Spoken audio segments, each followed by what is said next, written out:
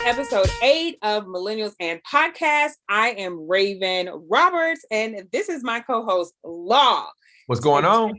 Today, we are going to be discussing daytime TV from back in the day, honey, because all of us would get off at 2:30 and go and watch that TV, okay? I love TV then, now, and probably forever, okay? So I watched all of the shows, and we're going to get into it, especially since one of our staples, one of our legends is no longer going to be on air with the news that Maury is getting canceled. No more baby daddy reveals. What? This is sad. I'm going to be honest. I'm even starting with Maury. This is sad. The show has been on for 31 years, right? Like, that's 3 decades of content where Maury has been in our household. Maury has been there for all of our childhood. Truthfully, Maury. 31 years. Before it was even known as the Maury Show, it was the Maury Povich Show. Yes. Maury Povich. I'm okay. Here's my one little bit of nostalgia on this. Before they got to all the baby daddy reveal stuff and all that stuff, Maury was trying to compete with the rest of like the daytime TV show peeps, right? Like he was trying to find his own angle. But all of them were doing a mix of like tabloid topics to essentially like social, political issue stuff. Mm-hmm. And the thing about Maury, he was just this softer, gentle, more psychologically sane soul, whereas everybody else had to like kind of hit you over the head with either newscaster personality or they had to be salacious. So he himself didn't have to be salacious to make the content interesting. But by the time mid-90s rolls around, he finds his niche. And we all know what that niche is. Raven, do you know what that niche was? So, okay, his niche is the baby daddy reveals, okay? Or you, the father. Because people are running, people are denying, then he gets a paternity test, and then you find out someone has been lying, okay? Someone don't know where their genitals have been. Okay. I don't think that there's any better thing than when the guy isn't the father and the guys run around the whole studio into the back area. I told you. Because the girl has also run off because she's crying and she's distraught because now she got to come back to the Maury Show to figure out who is her baby daddy. And she is distraught. And so then he runs after her. They got the cameramen running after them right up on them too. Them cameramen be fast. Okay. And they like, and she's like, and then Maury comes walking, it's okay. We're going to find out as many times as you need to come back. We're going to find out who the father of your child is. We're going to find out. Okay. It's okay. And I'm like my first initial thought when seeing stuff like that is, aren't you embarrassed? Like, truthfully. That's why she ran off the stage. Okay. Because she didn't see, she was like, I'm embarrassed. So I'm going to run. But then the cameraman was like, I'm right here too, though. Like it's reality TV. But Raven, a real question to you. And as a woman. Yes. What would possess any woman specifically? I'm not even going to get to the guy side of it. What would possess any woman to go on national television and do that? Is it because of the cost of a DNA test? Like what would possess you to do that? It could be the cost of the DNA test. It also could be to embarrass the person who's been denying your child. You know what I'm saying? So then it could be like, gotcha. Okay. This is your child. And then, but it's a 50-50 chance, maybe sometimes a 1 in 4. I don't know how many people they've been sleeping with, but it could not be. So you could be the one, like you said, that's embarrassed. No, you're right. I didn't think about the petty part of it. I wasn't getting the petty part of it, which is true. Like you want to put them on TV so that all this back and forth that you've been doing over the last couple of months, talking about this ain't your child, or even the last few years, now I'm about to expose you on national TV so everybody knows it's yours. But even they got family involved, like his mama is there, her mama there, her sister, her cousin, somebody, like all the people is there. That's even worse. I forgot that's true. Yep. They be having the mom in the audience and she'd be like, she coming to my son. This ain't his child, blah, blah. Like they got a whole clan. Everybody there. Okay, wait. What I want to do is I want to take this back before we go any further into Maury or anything like that. I want to do this to you. Okay. I want to know if you remember these shows. I'm going to throw out the name of a show You give me your first inclination or the first thing that comes to your mind when you hear it. All right. Okay. First one. Sally Jessy Raphael. Red glasses. She had that reddish, like, it was like she had reddish hair. It wasn't like red like Lucy Red, but she had reddish hair. She had them thick red glasses, okay, plastic frames, okay. She was asking the hard-hitting questions. Got you. Next, the Jenny Jones Show. Jenny Jones had that band, okay. She had blonde hair with that little bob. Jenny was also asking hard questions. Their shows was cute. I like their shows, but Jenny had that band. The Rosie O'Donnell Show. Rosie O'Donnell, okay. So Rosie O'Donnell, she had, again, man, life like a little bob. Okay, this was like the talk show host, like, hairstyle. So she had the little black bob, but it had like a little side part, you know what I'm saying? A little curl underneath. And she always had like a button-up shirt on or something. I feel like that's what I remember. She was more of the casual because she wasn't really out yet. So she was more casual, but it was very much gender neutral clothing. And she had very much hard-hitting shows, but then she also had some lighthearted shows. But I liked Rosie. She had a nice like demeanor about her. Mm-hmm. I'm gonna test your memory on 3 more shows, and then we'll just get into the meat of these shows. Okay. The Montel Williams Show. Montel, bald head, that was my man, okay? Like, he was the only black man on daytime TV, okay, trying to compete with these white women. Go ahead, Montel, do your thing. Okay, all right. If you don't remember this, I'm going to be really, really heartbroken. Do you remember the Queen Latifah Show? Of course. That wasn't in the 90s. Yes, it was, in 1996. I'm lying, it's 1999, but it was in the 90s. Did she have a reboot? Because I feel like, did it come on that long? She lasted from 1999 to 2001, then 2013 to 2015. Oh, okay, so I don't remember the first one. This is why I did that. I'm like, you were hitting the nail on the head with all of these, and I'm like, dang. Okay, 2 more, sorry. Oprah. Do you actually remember the show? No, don't. Yeah. Everybody knows Oprah had a show. Do you remember the show? Yes. Because Oprah would have the guests on, like all the singing guests, and they would sing, and then Oprah would never know the words because they would pan to her, and she would just be lip syncing, but it would never match up to what the person was singing. It's not really a fun fact, but it's like a crazy fact. I found out that my godfather had passed away from the Oprah show.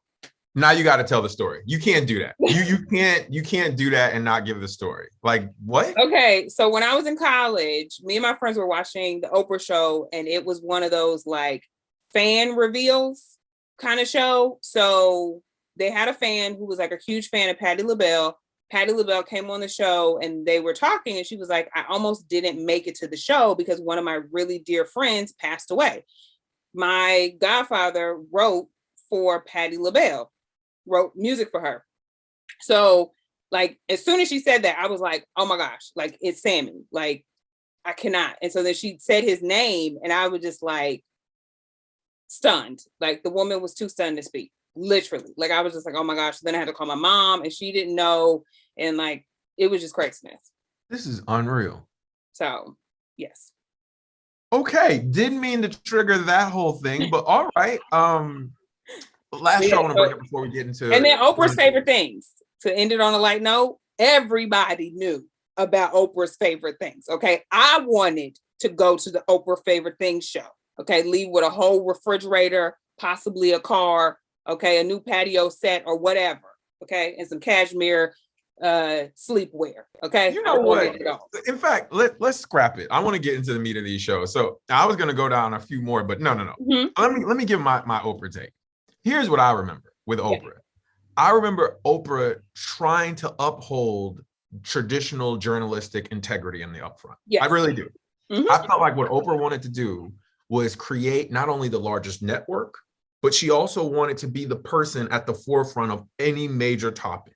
I don't care whether it was the Klan, neo-Nazis, a war, social, whatever issue that's happening that's topical, but you could not force her into doing something that was just tabloid related.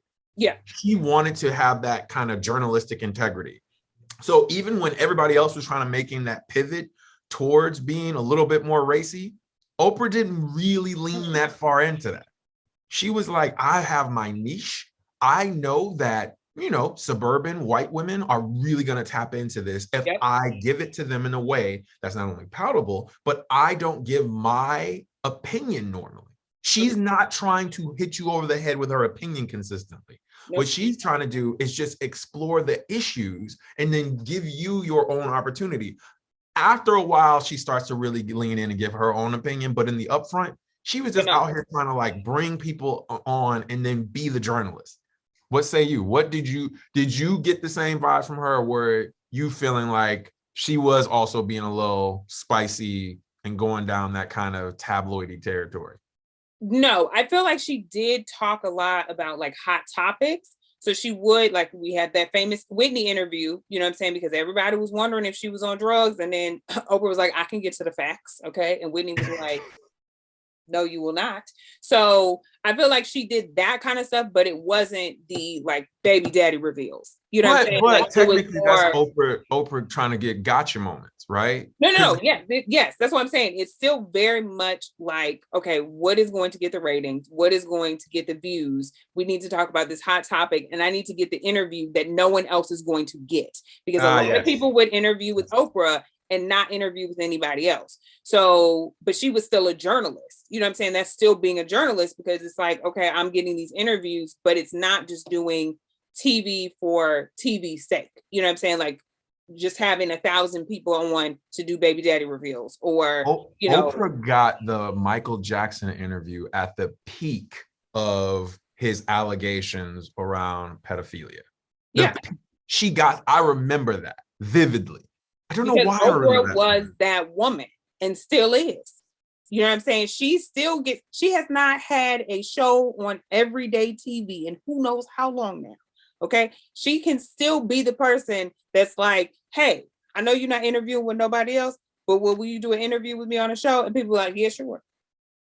No one else got interviewed with Harry and Meghan. Okay? Yeah, she got the interview with Harry and Meghan. She also got the interview with Adele. I mean, she's still that person in terms of being able to do that. Yes. Like nobody's taking that away from her. She basically will hit up CBS and say, cut me a check for $7 million and I'll give you this interview.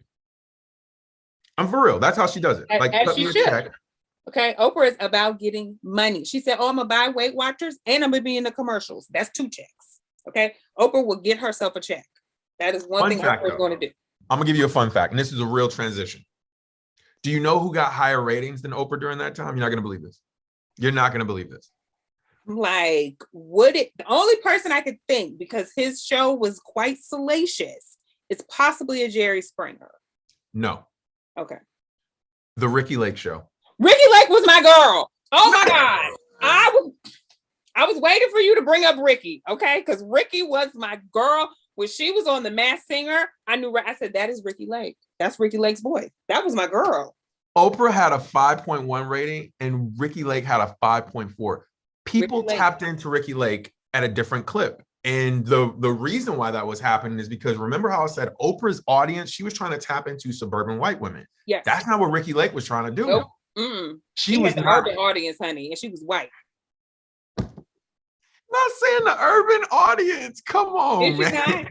She would have Black kids on there. Like, she would have all kind of kids on there. Young kids. You're like, okay, we're going to talk to this girl who's doing this. We're going to talk to.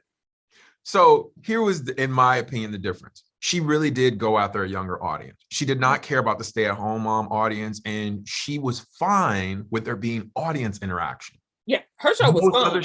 Most other shows were not fine with that. And so she was okay with tackling everything from neglectful parents to discrimination to salacious issues. And because she went down that path, everybody else had to go, how do we compete with this?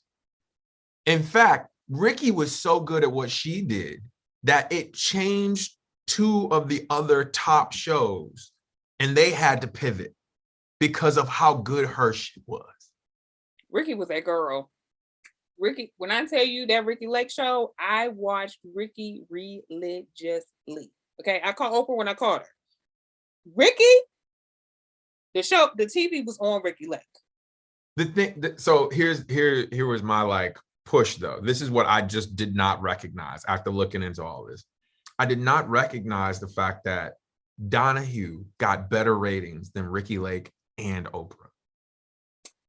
But Who see, was watching Donahue? he was probably tapping into that older audience. Phil Donahue was tapping into that older audience who was like, okay, I need to get my news. It needs to be real plain and simple, because he was very monotone. Like he was tapping into those older people. He was one of the first to actually do real tabloid talk, though. He was the one, like when people wanted tabloid talk, they went to him. But Ricky, to me, was entertaining. Like Ricky was actually entertaining, and he was monotone. So I didn't understand. I'm like, if y'all watching this episode, please tell me y'all wasn't watching Donahue. Like, I just don't know people who were really interested in Donahue. For real. I think I watched his show a few times, but it wasn't as religious as Ricky. I do remember him with his gray hair and his glasses. But because of what he was doing, what Ricky Lake was doing, and what Maury was doing, because they all pivoted around the same time to bring in more salacious guests in the whole nine. It forced Sally Dressy Raphael to do something different with her show. Yeah. And she was never that person. She never wanted to be in the fray with that, never wanted to be in the weeds. And that caused the demise of her show, along with her getting cancer. Of course. But her producers were like, we have to do this. We are sliding in the ratings precipitously every week over week. And that's what I was talking about. Everybody was trying to like find their like way in, which is why when Maury, going back, when Maury found his niche of the baby daddy DNA test thing, that was huge. But what? When he did that, he wasn't only doing that. There was a pivot where like Maury had tons of different topics on his show. Then he pivoted to just have baby daddy reveals and is this a man or a woman?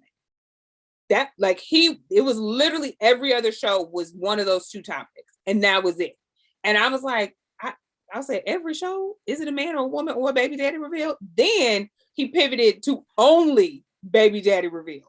But there was a period of time where he would literally these people will come out, is it a man or a woman? And I'm like, this is what we got on TV. But we have to do this though. And I'm going to say this based on what my boy said to me. Mm-hmm. He said Ricky Lake walk so Jerry Springer could run. Because I don't care what anybody says. But they were on at the same time. But Jerry Springer, I think he came on late night. Because when he first had his talk show, he was just coming on he had a very regular talk show. But I think it came on late night. And then he had to, start having people who were like, ding dong, oh, who is this? What was your fondest memory from the Jerry Springer era?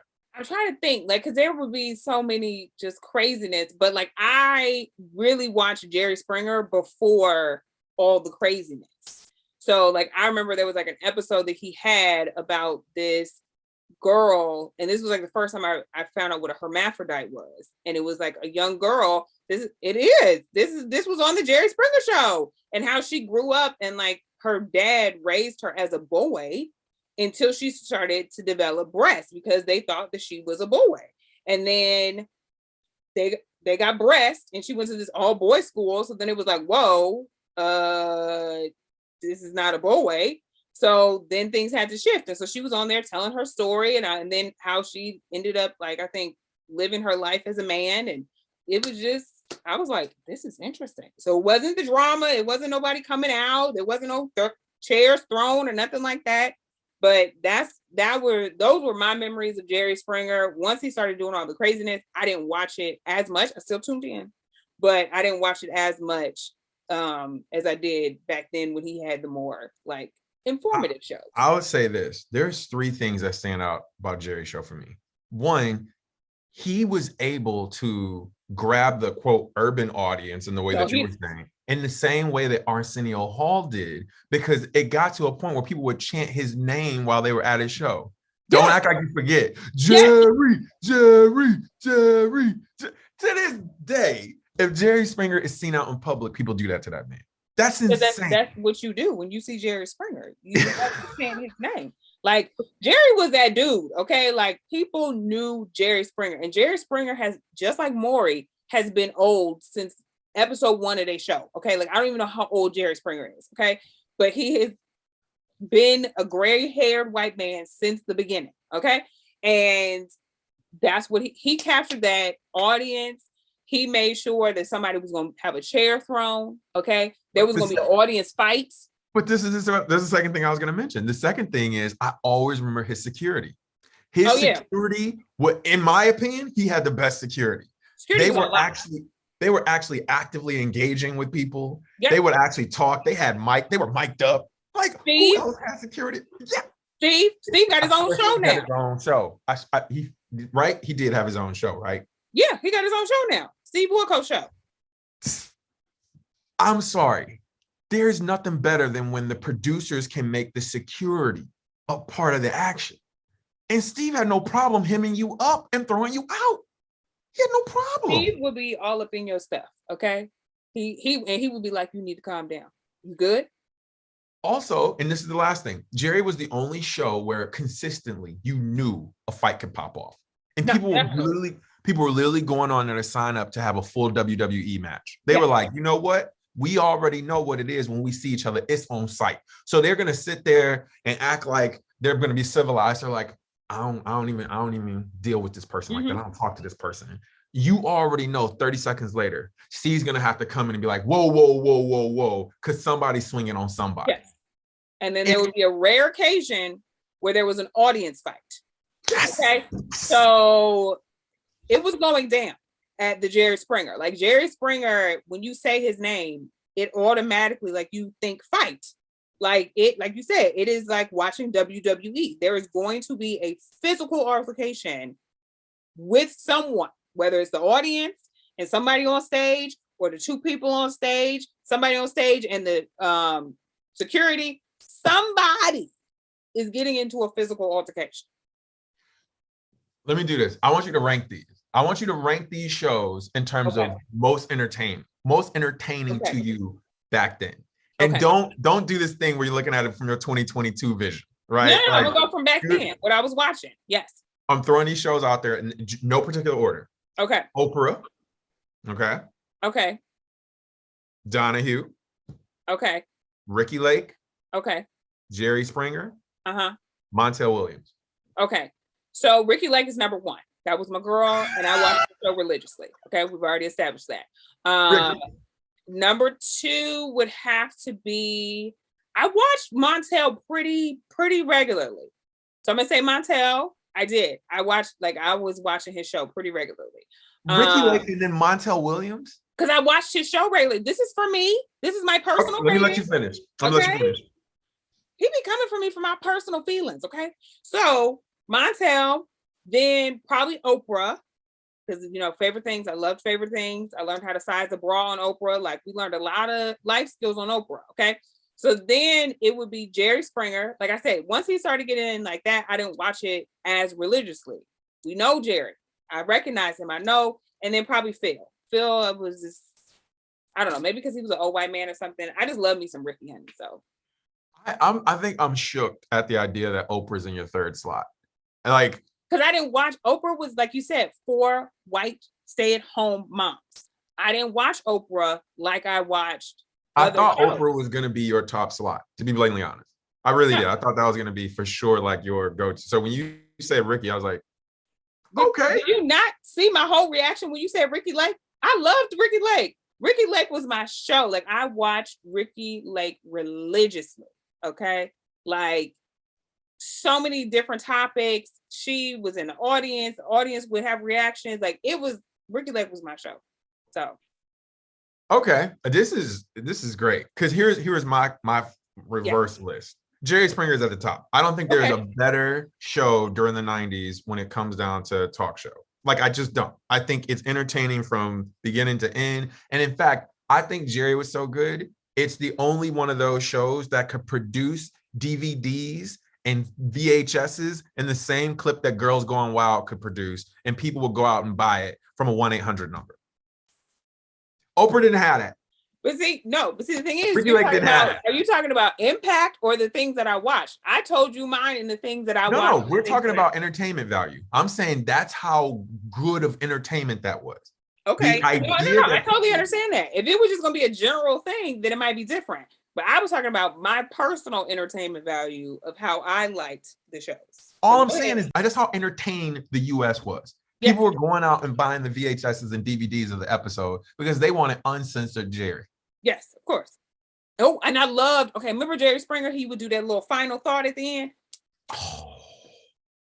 See, we didn't even talk about that. See, he would have a reflective moment. Okay. He's like, let's bring it in. Let's talk about it. Okay. Yes. Okay. So number 2 on my list would obviously be Ricky Lake.